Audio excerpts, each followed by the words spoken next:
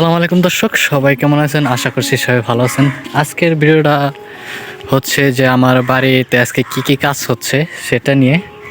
কারণ আমার বাড়িতে এই যে বাউন্ডারি করা হয়েছে, এই পাশে বাউন্ডারি করা হয়েছে, এই পাশেও বাউন্ডারি করা হয়েছে। আমাদের বাড়িতে বাউন্ডারির পর বাড়ির ভিতরে যে একটু মাটি ফালানো দরকার, সেটাই আজকে ফালানো হচ্ছে। সেইগুলাই দেখানোর চেষ্টা করতেছি আপনাদেরকে, কারণ সামনে ঝড় বৃষ্টির দিন। এখানে যদি মাটি না ফালানো হয় তাহলে দেখা যাবে যে এই জায়গায় পানি উঠে একদম গলাতরি হয়ে যাবে, যার কারণে মাটিটা ফালানো হচ্ছে। এই যে ওই পাশে মাটি ফালানো হচ্ছে, এই পাশে মাটি ফালানো হচ্ছে। কারণ চাকচিক্য বলতে একটা জিনিস আছে, সেটা যদি না থাকে কারোর ভিতরে তাহলে একটা পরিপাটি জিনিস তৈরি হয় না, যার কারণে একটা মানে সৌন্দর্য দেখা যায় না। যার কারণে সৌন্দর্যের কারণেও আছে, আর বাড়ির একটা সিস্টেম আছে, যার কারণে মাটিগুলা তোলা হচ্ছে। এটা আপনার হয়তোবা এই তৈরি হবে মাটি তুলে তারপরে একটা সিস্টেম করে, আর ওয়ালগুলো আছে, বাউন্ডারিগুলো আছে, এগুলো আরও উঁচা করা হবে। এই জায়গায় একটা গেট হবে, ওই যে সুপারি নারকেল গাছের এই জায়গায় একটা গেট হবে। হয়তোবা এখন 20 গাড়ির মতো মাটি আইছে বা 10 গাড়ির মতো মাটি আইছে, আরও আসবে। এখানে এই যে একজনে কাজ করতেছে, এর সাথে কথা বলবো।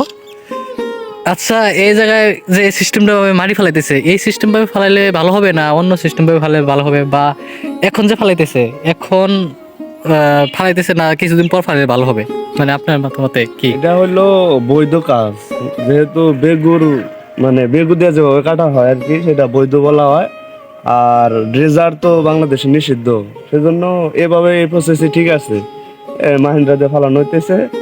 আর মাটি ফালানোর এটা উপযুক্ত সময়, কারণ এখন তো বৃষ্টি নাই, বৃষ্টি কম।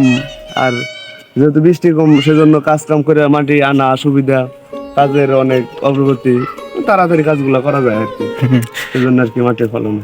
আর এই যে আমাদের বাড়িতে যে কাজটা করা হয়েছে, মানে করলে যে একটা সিস্টেম আসবে, সেটা মানে দেখতে কেমন লাগবে?